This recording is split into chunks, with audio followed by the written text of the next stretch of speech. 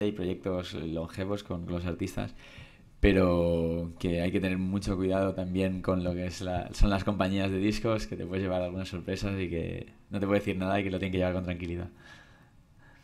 J'en profite d'ailleurs pour dire que c'est vraiment important. En fait, on travaille de plus en plus forcément avec les labels, surtout pour les gros groupes. Et, euh, il ne faut pas croire que parce qu'on fait des vidéos comme ça, impromptues, avec les artistes, c'est très facile. Au contraire, ça devient un vrai travail de production. Dice que aprovecha para señalar que, bueno, cada vez trabajan con grupos más grandes y que es un tema muy delicado y que a pesar de lo que parezca que estos vídeos son muy frescos o muy rápidos, que en absoluto, que precisamente por eso pues los llevan más controlados y que tienen que tener más cuidado.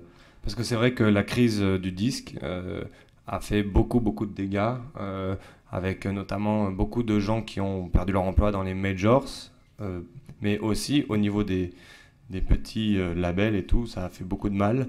Donc ils sont beaucoup plus réticents par rapport à tous ces projets, notamment qui impliquent Internet.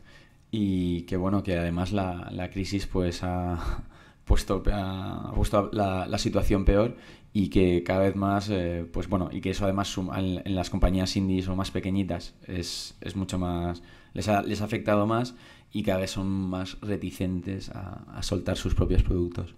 Enfin, réticent, c'est peut-être un mot fort. Disons plutôt que ils veulent vraiment contrôler ce qui fonctionne et tout, donc on doit travailler pour certains projets la main dans la main et pas dans la précipitation. Vale, dice que, bueno, reticente quizás sea una palabra muy dura, pero que sí que intentan en la medida de lo posible controlar de la mano, ¿no?, la situación. Mais je pense que quand Vincent Moon a été au Cambodge filmer Kong Ney, il n'y avait pas de label pour l'embêter. Pero cuando, por ejemplo, estaba Vincent